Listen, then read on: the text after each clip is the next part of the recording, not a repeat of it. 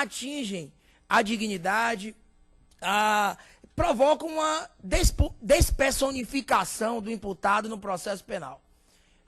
O acusado, por vezes, ele é destinatário, doutor Abelardo, de agressões morais, como denominado de monstro, que o fato foi abjeto, de ladrão, enfim, uma série de injúrias são perpetradas nesses julgamentos e nenhum processo é anulado por conta disso.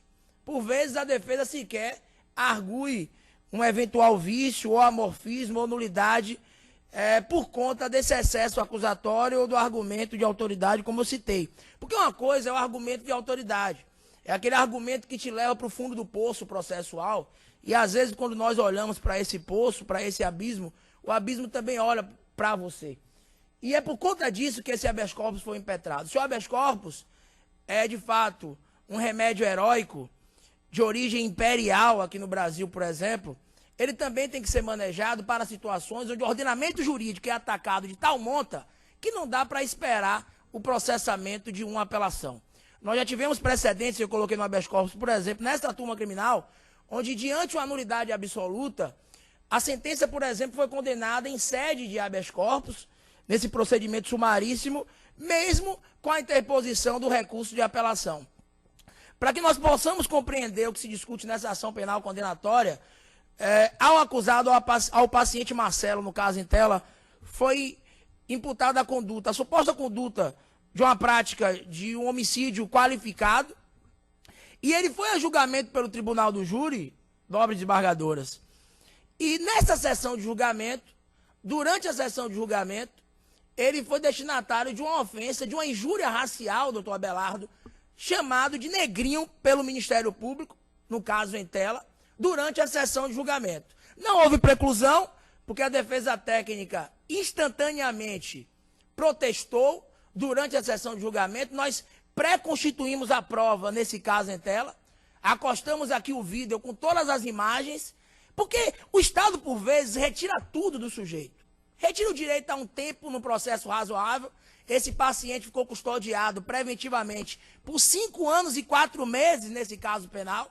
Retira o direito ao contraditório e à ampla defesa, porque se tem prisão cautelar, relativizado é o contraditório, porque o sujeito destina todas as suas armas para ver essa prisão revogada e, por vezes, deixa de lado o mérito causai, o mérito da pretensão acusatória, e, não satisfeito, o estado da acusação chega perante os jurados, que decidem pela íntima convicção e retira o direito à igualdade, retira o direito à dignidade da pessoa humana, retira o direito de ser réu, de ser uma pessoa destinatário de direitos. É tudo isso que foi realmente subtraído do imputado durante esse julgamento. E o julgamento continuou. E nós tivemos uma decisão do Conselho de Sentença totalmente contraditória, porque com a mesma tese, em relação aos mesmos fatos, ele foi absolvido por um crime, condenado por outro. Porque aos olhos de quem decide com a íntima convicção, essa captura psíquica negativa foi efetivada.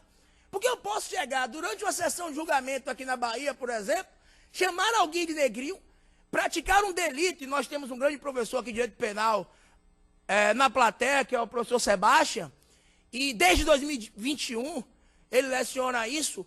A injúria racial é um crime imprescritível, inafiançável, equiparado ao racismo, e por conta disso não pode ser aceita numa sessão de julgamento, numa casa oracular, na maior expressão democrática que nós temos no processo penal, porque o processo penal brasileiro não é um ataque ao júri, tem muito a aprender com o Tribunal do Júri, não é o contrário. O processo penal tem muito a aprender, mas claro que, à luz do artigo 478 do CPP, que veda que as partes possam, no julgamento, fazer menções à decisão de pronúncia, ao silêncio do réu, ao uso de algemas, uma interpretação que a defesa pede, extensiva seja feita nesse caso concreto, para entender que também é uma causa de nulidade quando um crime inafiançável e imprescritível é praticado em plenário. É a ideia de racismo, que não é individual. Eu não duvido que o promotor, no caso em tela, não seja racista.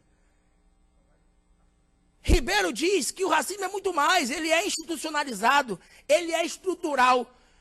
O que se discute aqui é um membro ministerial praticando um delito como esse perante o Conselho de Sentença e continuar solto, não ser preso em flagrante, e o julgamento continuar e nós desaguarmos numa sentença condenatória.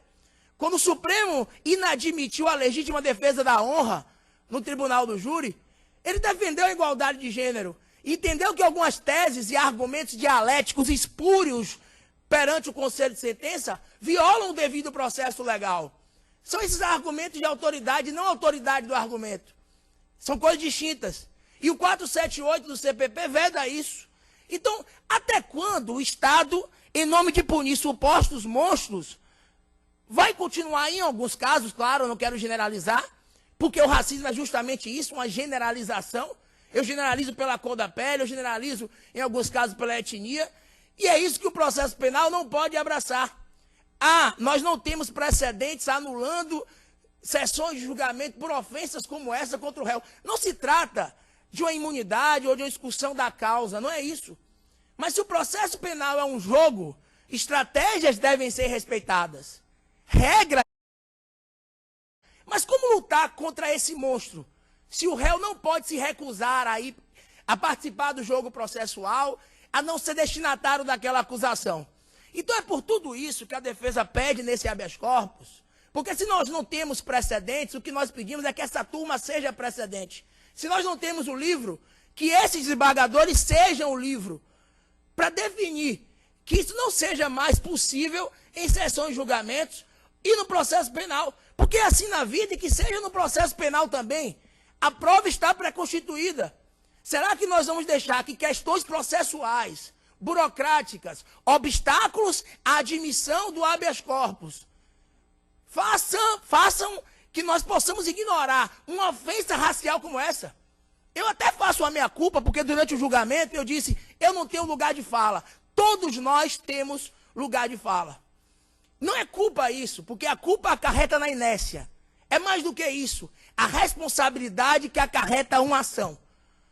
Não basta dizer apenas que nós não temos preconceitos, nós temos que fazer algo. Algo tem que ser feito. Uma reação tem que ser dada. E é só isso que a defesa vem clamar. Talvez em 15 anos de advocacia eu não tenha utilizado um remédio de maneira tão imprópria. Talvez o manejo seja irregular, mas não foi a minha intenção. Eu apenas não poderia ficar inerte a uma ofensa dessa natureza. Porque não se trata basicamente apenas desse paciente, desse acusado. Se trata de todos nós e de um hábito processual que tem que ser modificado no tribunal do júri. O artigo 474A, por exemplo, do CPP, ele veda que as partes possam atingir a honra da vítima, revitimizar o ofendido em plenário de julgamento, diante a lei Mariana Ferrer. Mas até quando nós vamos admitir que acusados que estão protegidos pela presunção de inocência, tanto ele não era um culpado antecipado, que ele foi absolvido por um dos crimes? Há grande chance desse júri ser anulado, ou mesmo de se entender que a decisão foi manifestamente contrária à prova dos autos. Mas o que se pede aqui é uma antecipação. A discussão aqui deixa de ser processual e passa a ser material. É uma discussão que passa por muitas pessoas que já queimaram na fogueira para lutar contra o racismo, que talvez não tinham lugar de fala, mas decidiram que não fazer nada contra o preconceito também era uma espécie de preconceito, de inação. Então é por tudo isso que a defesa vem pedir a concessão da ordem de habeas corpus, porque o vídeo está aí, excelências, a prova está pré-constituída, não há discussão. Quando a defesa técnica, e foi eu que fiz o júri, quando a defesa técnica dizia que o réu, após a acusação, após o fato penalmente relevante, fez uma faculdade, continuou trabalhando, o Ministério Público veio e disse que ele era um negrinho, porque o negrinho não poderia trabalhar, com ironia, porque o negrinho... E ele, o Ministério Público, sofreu a intervenção do juiz-presidente do Tribunal do Júri. Mas não basta isso. O júri tinha que ser suspenso, o júri tinha que ser anulado. É uma nulidade absoluta, é uma eiva insanável, é um amorfismo que não pode se perpetuar. Esse julgamento é histórico, não por uma vontade minha. Não fui eu que pratiquei aquela ofensa, aquela injúria racial em plenário. Mas isso, por um golpe da história, chega à apreciação de vossas excelências. Se procurarmos um precedente, talvez nós não possamos encontrar. Mas aqui hoje, no TJ Bahia, nós temos um caso que está sujeito à apreciação de vossa excelência e já tiveram precedentes parecidos em relação a essa mesma acusação.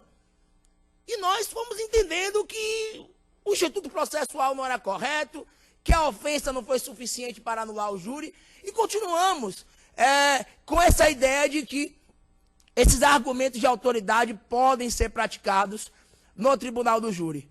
Não dá para pensar no juiz boca da lei. No 478 do CPP não está lá que se o réu for ofendido pelo Ministério Público, o júri vai ter que ser anulado.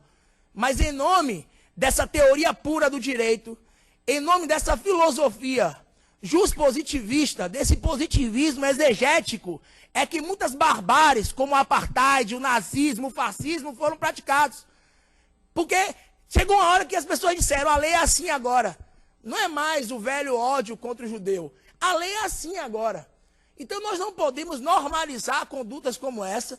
A defesa não quer aqui efetivamente protelar ou discutir aqui o que vai ser discutido, antecipar o que vai ser discutido na apelação, mas esse habeas corpus também tem uma finalidade processual. Se vossas excelências entenderem que a ordem pode ser concedida até de ofício, nós vamos impedir um processamento desnecessário da apelação. Porque isso traz custos, traz tempo. Apresentar razões, contra-razões, a apelação subir, ser aberta vista para a Procuradoria de Justiça. Claro que tudo isso leva tempo. E é por isso que esse habeas, que tem essa finalidade, não apenas de soltar, mas se admite também o habeas corpus profilático, um habeas corpus para afastar esse tipo de nulidade. Nulidades manifestas numa sessão de julgamento. Até que ponto nós podemos imaginar como essa ofensa influenciou a mente do júri? De que forma o júri foi influenciado por uma ofensa que é praticada em plenário e o jogo continua? É o calo profissional que sensibiliza.